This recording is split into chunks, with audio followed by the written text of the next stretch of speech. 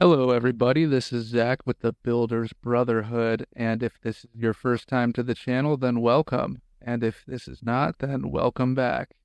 And today we are going to be talking about being on the hamster wheel in your construction company. Now, we've all been there. You may still be there. And it is a terrible place to be because you are constantly chasing your own tail.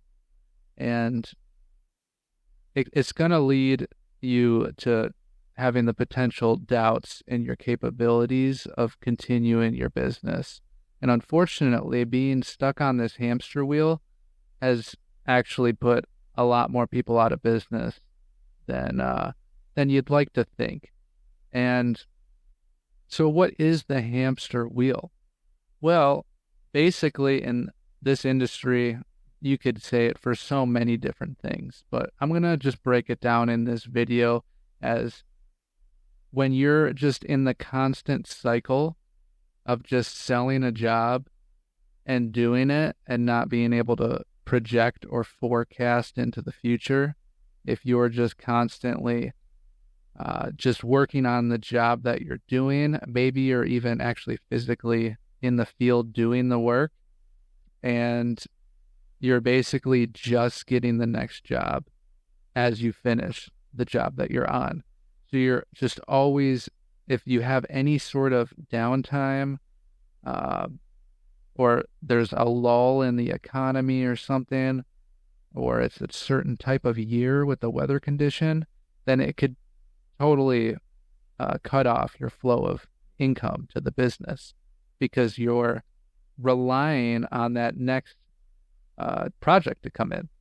So that's a good portion of the hamster wheel that I'd like to get into today. I'd like to also translate that to your employees.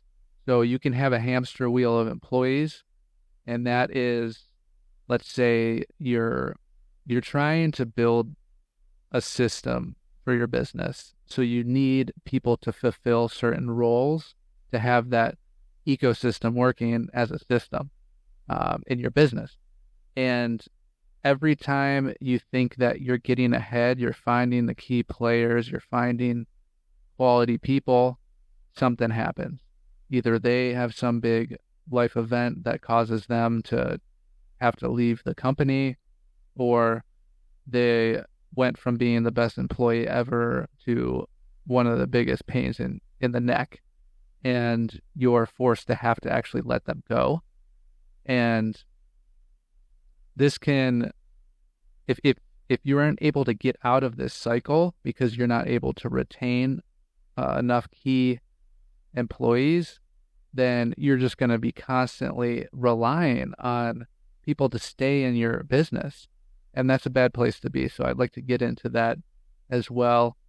And then this one kind of ties into the selling jobs and doing jobs, but just like busy and slow seasons. So even being able to say that you have busy and slow seasons that affect your business to a point where you have a lot of stress on yourself, then that's another hamster wheel I would say that you're stuck on. You're stuck on the seasons of your business, and you need to make some arrangements or put some focus in some certain places to ensure that you aren't just relying on the economy or the seasons to always be in your favor. You can weather the storm, as I'd like to say, no matter what the conditions are that you're getting that are getting forced upon you.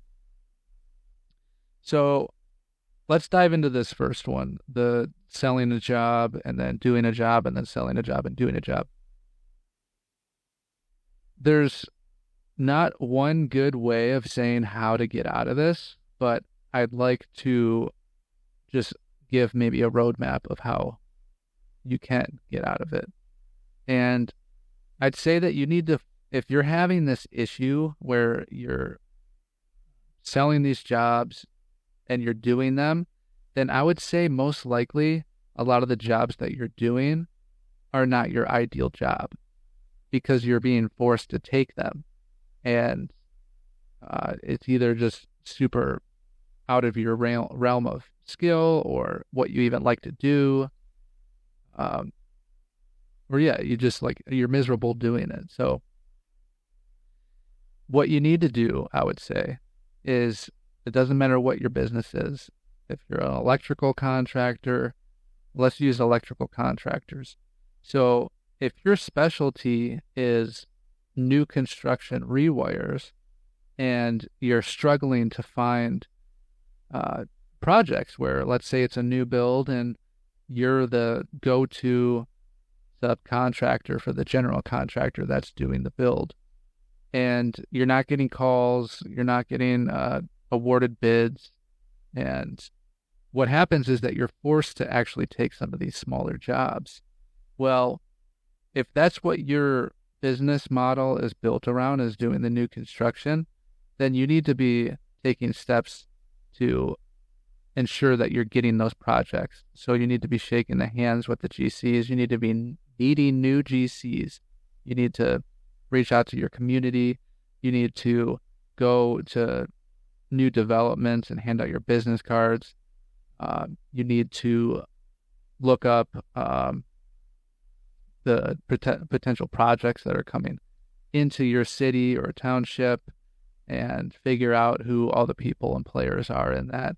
And you could maybe get an in with a subcontractor, let's say, or maybe an inspector, whoever it is that you need to kind of work your way into the decision maker of that project, then you got to do it. And it really just comes down to you taking the initiative to go out there and do it.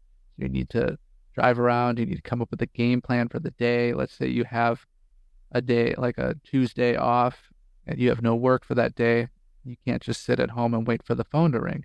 You got to go out there and you got to start shaking some hands, because more often than not, you're going to find somebody that has an interest in what you have to offer.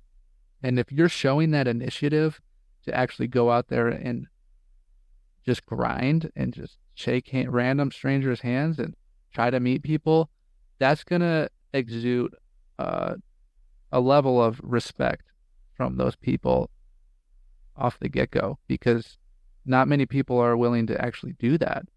And so I would say that that would be a very good way for you to maybe get off of the hamster wheel that you've been on with just doing whatever project comes your way, even if it's making you miserable or you're not making enough profit on it, but you're just taking it to keep some food on the table.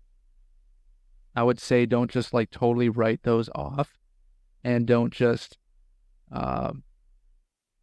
go from having some sort of work to nothing and focus all your energy on trying to get the work that you want. I would say it's more of like a weaning off process.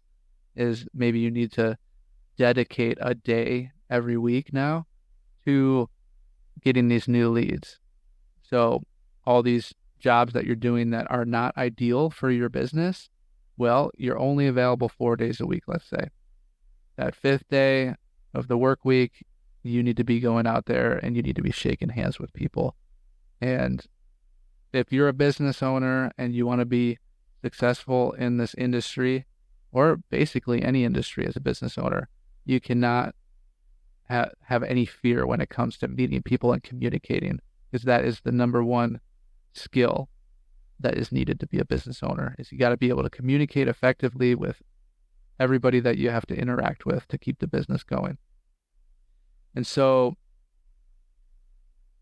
let's tie this into the second one that I brought up, which is the employees and the people that you have around you.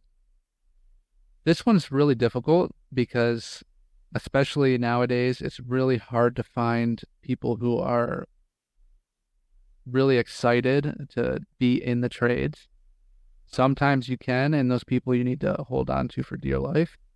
But a lot of the times you're just going to get people that are just doing it because it's what they've done their whole life. They're not really keen to it or anything. They're just there doing it. It's just what they know what to do.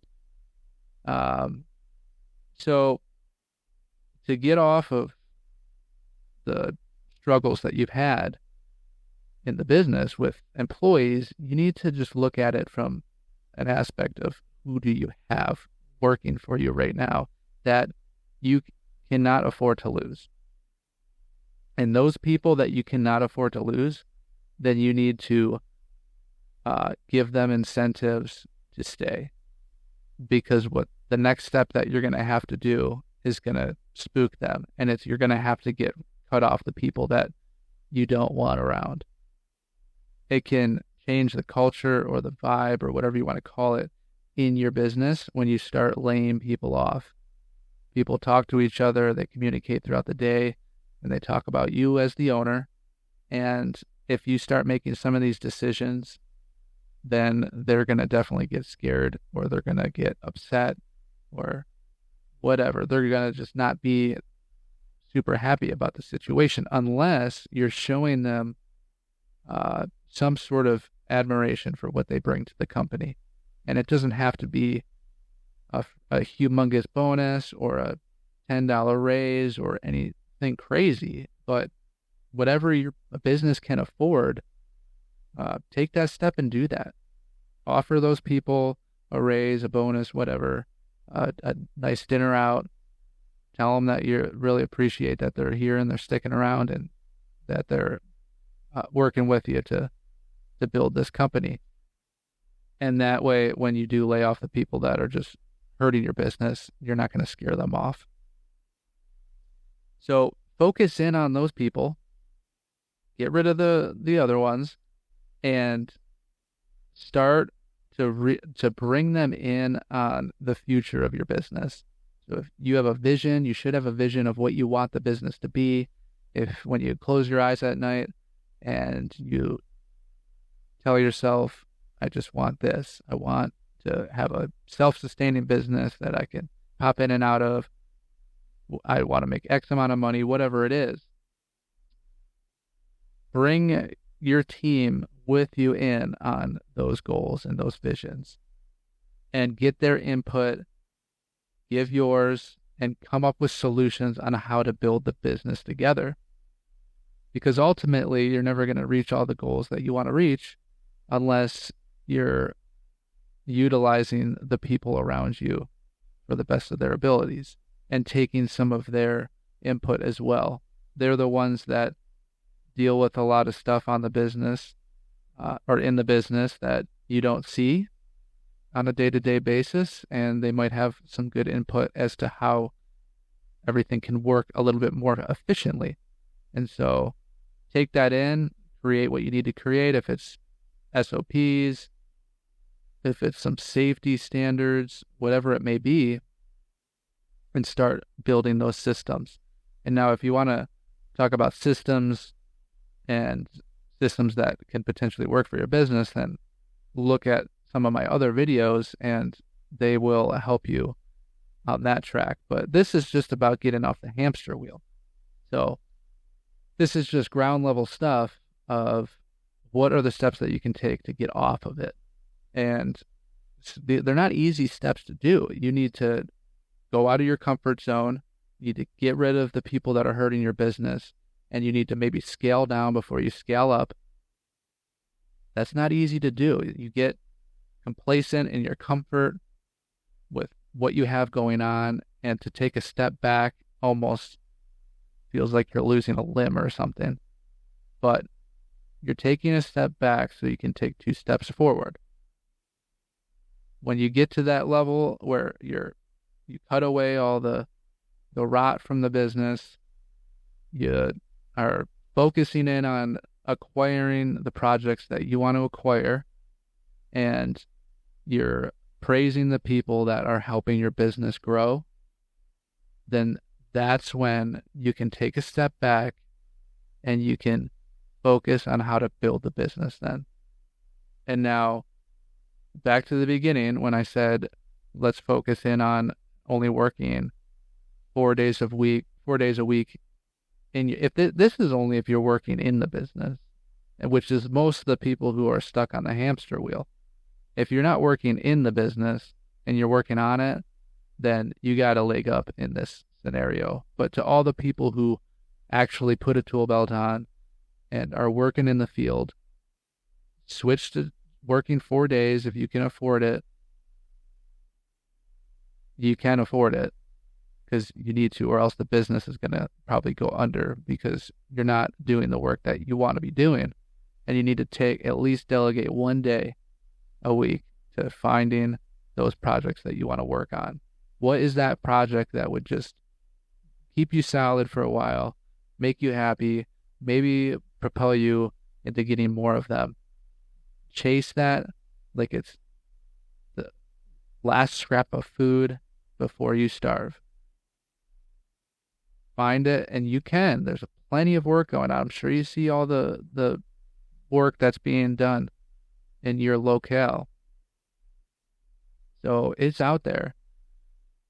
But you also have to be realistic. So if you are having some struggles in your business and you want to get some gigantic, awesome project that's going to sustain you for 6 months, well, you're probably not going to get it because you have some other issues in your business and the people aren't going to trust you to be able to fulfill that project for them.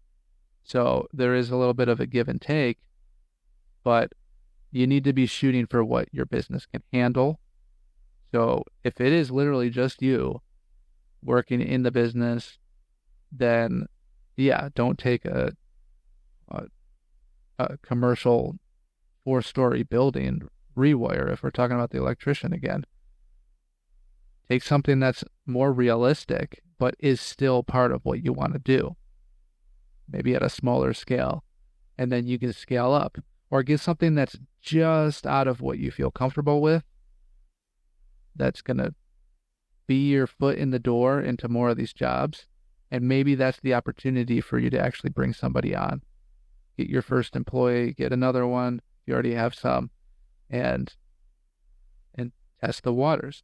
Well, the good thing about that is if you were going to do that project by yourself, and now you just brought somebody else, and for whatever reason you need to leave them there by themselves, and you trust that they can be left by themselves, well, that opens up more time for you to go find more of these projects and keep that grind going. This is a constant grind. You're not ever able to stop, because the second that you stop is when people start looking elsewhere for work, or for different builders or tradesmen. You constantly have to grind. You constantly have to shake hands. You have to be hungry all the time, or you have to inspire people in your business to be hungry all the time. Don't let people get too fat and lethargic with their roles or where they are in their business, because as soon as that happens is typically when the business starts trending downward, unfortunately. But I hope there was some good information in the video for you, for if you're stuck in the hamster wheel in your business. And if you gained any value from this, then please hit the like button. Please hit the like button and subscribe to the channel if you can. I'm trying to grow the channel, and it's really helpful. And also leave a comment down below. I'd love to hear from you. Tell me about some input that you may have, or maybe some experiences that you went through, or some struggles that you're currently having. And I'd love to hear from you. Until the next one.